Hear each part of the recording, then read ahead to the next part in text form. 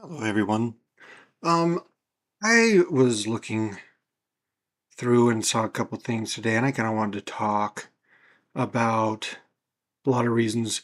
Like, I don't know if any of you are feeling the same way, but I haven't been to the theaters in like multiple years now.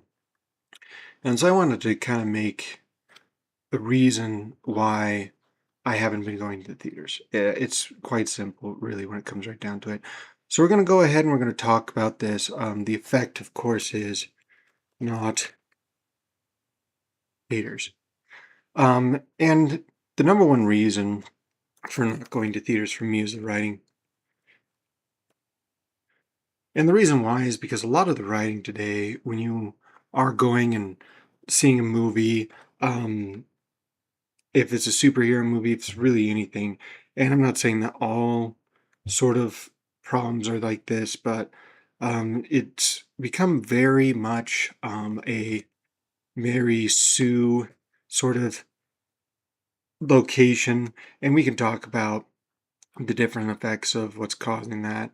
A lot of it has become a Mary Sue sort of situation, or a guy who's like overpowered. I can't remember what that's called, but basically, what we're seeing nowadays is that you have a woman or girl who has no noticeable flaws. What's the problem with this? Well, problem with this is that if you have no noticeable flaws, then what's going to happen here, right? Well, if you have no noticeable flaws, there is no change, no growth. So, in other words, we will continue this up here. Everyone has to bow to the main character. Everyone. There's no one who that's how she unlocks her power. She doesn't get better. She doesn't change. She just all of a sudden realizes what she has to be, and that's what's happening. Um, and you can kind of see this in a lot of places, and the reason why theaters aren't doing well is because a lot of places you have this sort of idea nowadays where you have to accept yourself. What's the problem with that idea, right? Well, if we go back down here, if you just have to accept yourself, we can look down here at the writing, this first one that I made. That means that you think that you are a Mary Sue. You have no flaws. You don't need any change. You don't need any growth. Um, this definitely comes from social media. And so now you have all these writers out there who have this idea that you just need to accept yourself.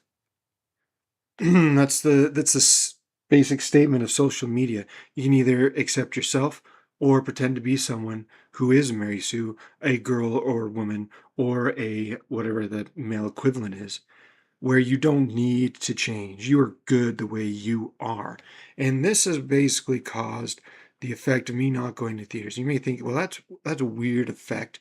No, it's really not.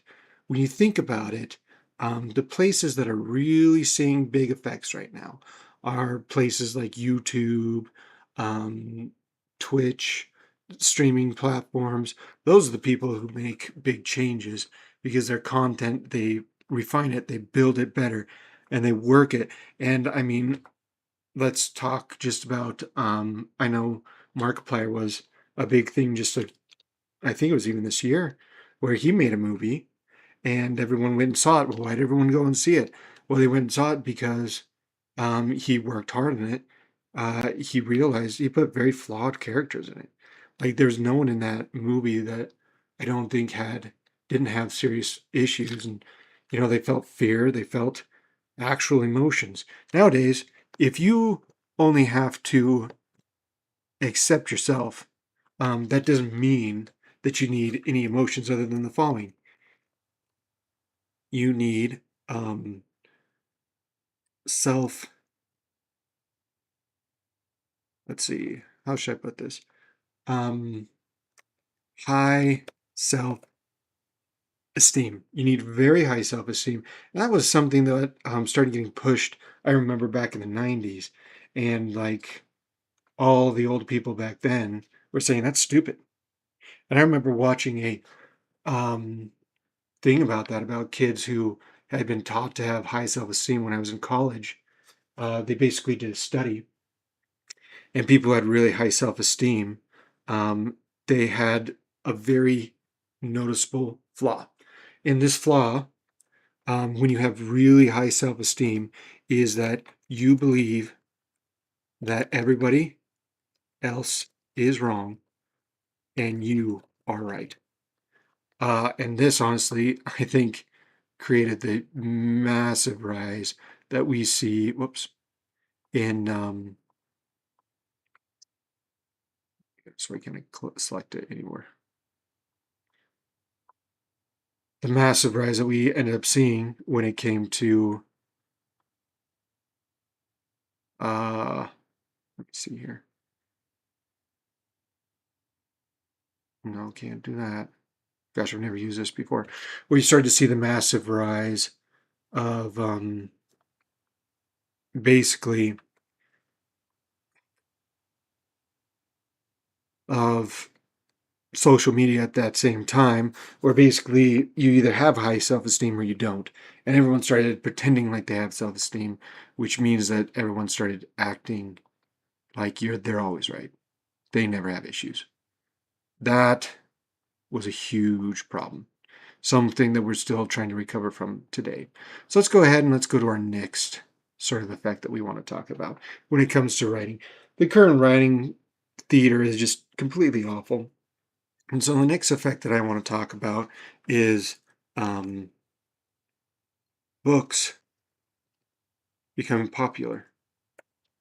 And this is all books. Like I've been seeing, like the kids nowadays who read books, um, they're not published by Americans. That's fine. But they're basically translated books that we're seeing nowadays. Like, I don't know if you've gone in to a library recently, but you're starting to see a lot more Japanese style books and things like that. And so, why are we seeing those, right? Um, and we're seeing books across the board becoming far more popular. So, what do those books have that American writers don't? Well, um, they have, and I've read a few of them. You know, kids have suggested stuff to me since I work at a school and I'm a teacher there. They'll suggest books, and I always suggest those type of books, especially kids that read a lot. So, why is this happening, right? Not published by Americans. Well, what the kids will normally say is that these books actually, have, and what I've noticed is these books have those very flawed characters. They also sometimes have very simple, easy to understand characters. Like over here, like what we see in America, um, these characters are complex, uh, unique, um, different. Well, I guess unique and different are the same, but unique, self-assured, self-centered. You see that? Um, those are bad. You don't need complex characters. You don't necessarily need unique characters. You definitely don't need self-assured characters, self-centered characters. As a matter of fact, the best kind of characters that you see here, um, characters with serious problems to overcome. Let me give you, for instance. So, I've been recently uh, writing. I like to write. And so I've been recently writing a book, and it's about a guy who starts off as a simple woodcutter. That's his whole life, right? And then they start getting invaded by a neighboring country, and he's never fought before, and so he has to go through severe training to help defend his people. And even after all this training, even after everything he does, they still lose. They lose the first battle. He nearly doesn't make it out of it alive. He ends up incredibly injured from it. Um, those are things that he has to overcome. Like, he's not the best. He was not able to win. Uh, he might have made a little bit of a difference, but so did everyone else who was fighting with him on their makeshift fort wall that they created. But they all ended up dying. He was the only one who survived, and it was just by happenstance. Um, that could have happened to anyone at any point. And I think nowadays what we're seeing is, people, and of course, when you write a main character, he's going to have some plot armor, especially if it comes from a first person view, because otherwise your book just ends as soon as that character dies. So you can't just end it. So we have to make sure that it keeps going.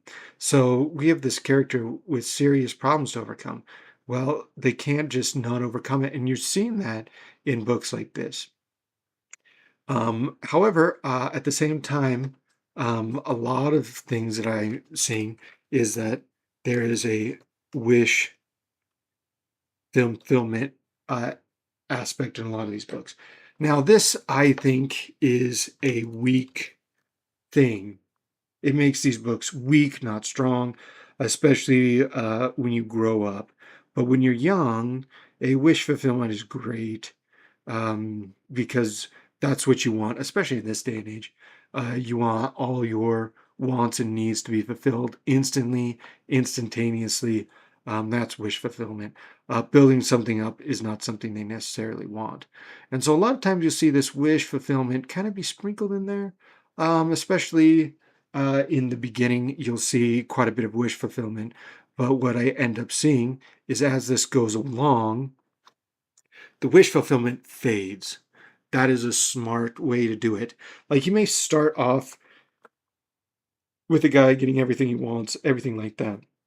But you, at the same time, are building something in the background, something that starts to interest people more.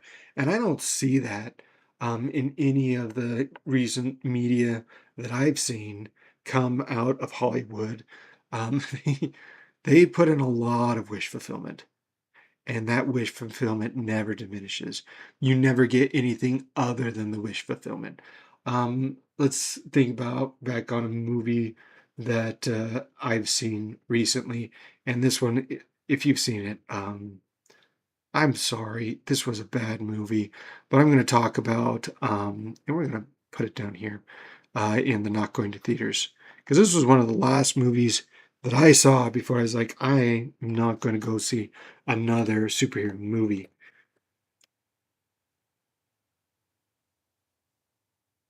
Thor Love and Thunder. Holy schmoly, this was a bad movie. Thor Love and Thunder was so bad that it was the last superhero movie I've seen in theaters. Haven't seen another one. Um, and of course, I have Star Wars equivalents, things like that. Disney's really just been shooting themselves in the foot. I honestly feel like Disney nowadays is basically just a theme park that is LARPing as a movie production studio, which should not be the way it is. And even their theme parks are kind of falling into the same sort of situation. Um, but Thor Love and Thunder, let's talk about that. It was a movie filled to the brim with gags. That's what it was. It was just gags. That's it. You also had up here, you also had your um, Mary Sue, the main character. She had no flaws. Her only thing that was keeping her down was the fact that she had cancer. And she was able to use the hammer to erase all the bad flaws and just be perfect. Be woman Thor, or however you want to call it. Lady Thor. I don't know what they called it. I don't even care anymore.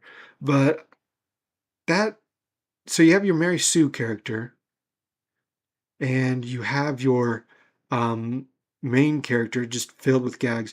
Oh my goodness. I could go on days on how those dumb goats were the worst thing that ever happened in that movie. It was every single time they were on the film, it basically would take me out. of what I was watching and put me somewhere else. And the main bad guy was decent, but he was so overshadowed by everything else that it ended up just being bad. It was just layers upon layers of bad. And I heard they did a lot of reshoots. I heard it cost them an arm and a leg to make, and I heard they make very little back from it. And then I wish I could say I was surprised. I am very far from surprised by how bad that was. Um, After you have studio interference, everything like that. Everything has to go through a committee. And this is another problem. Committees making movies. By the way, I'm going to spell a lot of things wrong. I'm not going to go back and fix it. I'm dyslexic. Don't just live with it. So, committees making movies. What's the problem with that? Well, the problem with that is that in our day and age, the best books that you read, the best books, are they made by committees? No, they're made by a single person, by one person who has an idea and they create that idea. So nowadays, you have these committees and they're making these movies. Well, what's the problem with that? Um, well, you definitely need to be there with everyone else, right? But what we're seeing is not, the lighting director, the person, the cinematography guy, the director, the actors, they're not coming together and having a sit down and talking. No, it's their 50 writers who are coming together to write this. What's the problem with that? Well, the problem with that is when you have a lot of people doing one thing, it's going to cause problems. It's going to cause issues. And the major reason for that is because when you say something to me, I'm going to interpret it differently, which is why when a writer writes a book, it has cohesion, it has everything like that. You can read it from one side to the other. It looks great. But the major problem with this is when you have a lot of people, what I say to you, let's say that I say that, someone's coming down a mountain. And then you're like, okay, someone's coming down a mountain in a cart. And then someone else is like, well, they're coming down a mountain on a horse. Well, all of a sudden you have all these conflicting sort of ideas. But at the same time, who came up with the original idea and where were they going with it? Right? Because if you don't have any cohesion here, you're going to fall apart fast. And I think that's what we're seeing. We're seeing all these committees making movies. They have 50 writers. There's nothing happening here.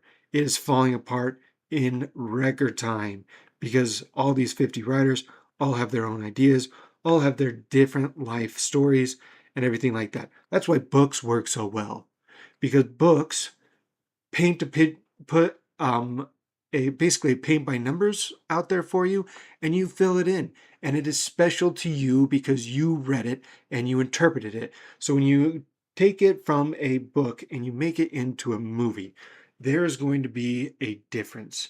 And if you're making a movie with 50 writers, it's going to be so disjointed you're not going to be able to see the anything through this. Like for instance, I think back on the very first part of Thor Love and Thunder. Oh my goodness, you missed such a great opportunity. Like you could have had the main bad guy, um, I don't remember, Gore, I think is his name. He could have been drawn to the place where the gods were by the person using that sword fighting with the gods. What a missed opportunity. No, you didn't write that at all. You just had all the gods sitting there and just being like, oh, we're so great, we're so awesome. No, make it look like they're actually doing something. Maybe make the gods lash out at Gore, not because, uh, he eats their food and, is like totally blown off by them, but maybe, make your gods flawed. Of course, you can't do that. Make the gods just regular flawed, like regular people, like a Greek god, who are super interesting, by the way. And there's a reason why they've been written about and theorized about and all sorts of things for thousands upon thousands of years now, because you see something so human that you can fit into a narrative. But here, what we see is we see these gods who are so unhuman. They're so unlike a regular person. Now, that can be good. Having a god or a deity figure be so inhuman that they cannot relate to you, that can be good. But that doesn't mean that something like that wouldn't be able to basically do something. And it kind of comes up with the idea, and a really good idea that I heard is, sometimes you see a spider or an ant. Let's say it's an ant in your house, and so you reach down and you pick up the ant and you put him outside. Well, what happened to that ant? That ant can't comprehend what just occurred, right? He has his scent patterns all around him. Everything's fine. However, all of a sudden, all of that is gone, and he's been pushed somewhere else. And a way that someone kind of talked about that. What if you had some sort of fourth dimensional being who could move between times, right? And you step into their house and you're wandering around, and they're like, treat you basically like an ant. They're like, oh my goodness, can't have this thing here. So they pick you up and they decide to put you in the place where all the other humans live, right? On the ant pile. But to you, let's say that it's like 1000 BC in ancient Mesopotamia. Very different from where you'd come from. But he doesn't know that. He has no way to comprehend who you are, but it's not like he doesn't care about you. And I think that was a huge flaw, is that all the gods were uncaring, unsympathetic in every single way.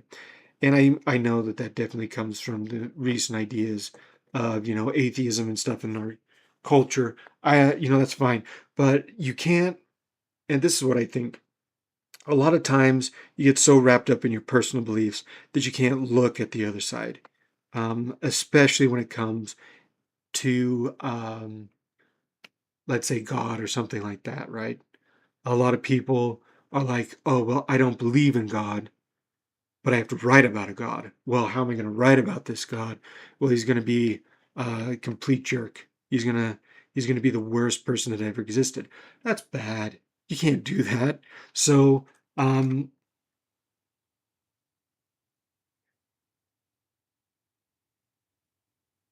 they didn't study. They didn't study anything about this. So, because of their lack of study, they don't understand anything about this. That's a huge problem. Made Thor Love and Thunder awful. Um, and this carries on all the way through the movie. Like, honestly, when you see Gore decide that he's going to destroy all the gods, like, yeah, of course he is. It makes sense because none of the gods are likable. But that comes with a serious problem too. If Gore is right, why didn't he win? Yeah, like maybe that would have been a better way to do it.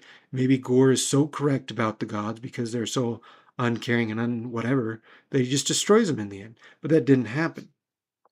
Instead, they kind of get off scot-free. Well, what's that telling us? Well, it's telling us that, well, since Thor is a good god, that all the others are fine. Okay, well, can Gore um, weed out the bad from the good? Of course he could have. So this was just dumb all the way around. You can't make people so irredeemable and then just let them off the hook. Not okay. You can't just make a movie filled with gags. You can't just have committees making the movie. You need to have a single writer who writes the story. Other people can come in and try to adapt it to a screenplay, but you don't need as many writers as you're seeing listed on these things. There are way too many. There's way too big of committee, and it's like playing the telephone game. I feel like you just have one person saying something to the other. It's just awful. The ways they butchered so many characters all at once was just ridiculous. They really, really wrote themselves in a corner. Last time I've seen any of those movies since then, so really bad. So let's go ahead and let's go down here, and we're going to talk about another movie. Matter of fact, let's talk about a movie that hasn't come out yet that I think is going to be bad. Moana, the one that's coming out with The Rock. So, let's say remake, because that's really what it is. Why is this going to be bad, right? You can see the writing on the wall. This is 150% a committee movie. I mean, just from the promotional materials that I've seen, that's what this is. And I think The Rock has done some really good movies in the past, but we're getting to the end of basically seeing him do the exact same thing. We're getting to the point where he's not really changing. They're going to make a lot of changes to this movie, and the biggest problem with this, like, I can understand the remakes of Beauty and the Beast. I can understand the remakes of Aladdin. I can do that. Moana isn't that old. I have kids who are older than the Moana movie. That is not good. I shouldn't have that be a part of what's going on here. The Moana remake should happen maybe 20 years from now, but it's happening today. Why? Well, they want to have The Rock be able to play The Rock, or I should say Maui. They want to have all this, but they're missing the point. And oh, I should also talk about Lilo and Stitch, how terrible that was and why it was so terrible. But so you have a comedy movie. It's a Moana remake. Um, it's gonna either be a complete rehash, which will not be as good because let's give it to you honestly. Like the digital animation was pretty good, like in Moana when it first came out. I liked it. I thought it was a good story. Had a good ending. Moana was a very nicely flawed character. She had a lot of things that she wanted. She was torn between two very different things about going and exploring or staying with her people. Didn't know which direction to go. That's a great character. Um, Hands down, they're gonna take a lot of that and they're gonna get rid of it. Moana's gonna become a completely different person. Just like in Lilo's Stitch, where Lilo became a completely different person, Nani became a completely different person. They were not the same. And, I'm not saying that that's necessarily bad, but in that case, it was so bad because it missed the whole idea of the movie. So, and I think this is a huge problem with Disney right now and their remakes and their um, continuations and everything like that. Like you're missing the core. What made this movie great to begin with? Like, and I just want to talk. I want to vent a little bit about Lilo and Stitch here. Lilo and Stitch, great, wonderful movie. Um, Beautiful. It follows along with two characters, Lilo and Stitch. They're both very similar in a lot of ways. Um, Stitch is more of Lilo's bad side, obviously, and Lilo's more of Stitch's good side when it comes right down to it. But they're basically two halves of the same whole, which is why when they create basically a family, the Ohana as it is, it's magical. It's great because they're creating a unit together that is just rock solid. And Nani there, she struggles. She has a hard time. She's struggling to just get jobs and things like that. And everyone else is, all these things. But um, the biggest problem with the remake is the theme of Ohana takes a major backseat. So the question is, what is the theme of that movie? Well, the theme of that movie is quite a bit different than the theme that we are experiencing um, in the remake. The remake theme is not family, not at all. Uh, and if I had to say what the theme was, I don't even know if I can pick a theme. The theme is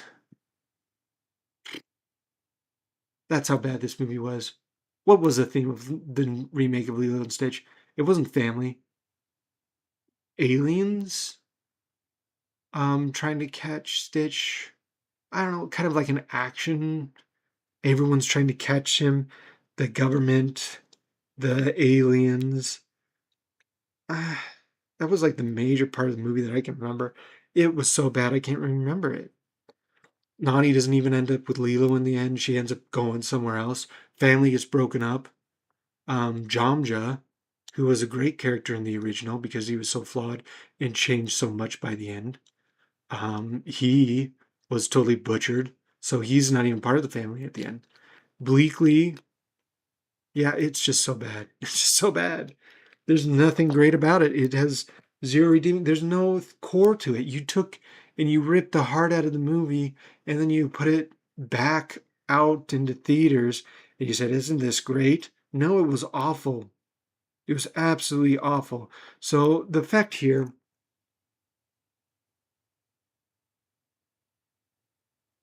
remakes are becoming worse and worse. Movies are becoming worse, just the way it is. And when I think back on this, I remember when I was a little kid in the 90s, we were actually seeing a very similar effect occurring back then. The difference, I think, between then and now, though, is that you still had some people who were smart and, playing by the rules, but here we don't have that.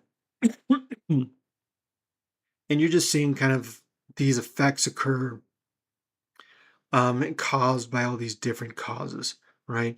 And we'll continue to talk about this later. This is kind of already a half hour long, but I'll save this and maybe talk about it again another time. But I think this is a good start to the reasons why people aren't going to theaters. Books are becoming more popular, remakes are becoming worse and worse. I'd also like to talk about um, other big franchises that are just gone way downhill. Star Wars is one that definitely comes to mind. Holy moly, Star Wars, sheesh. I could talk about that for an hour, but we won't, not today.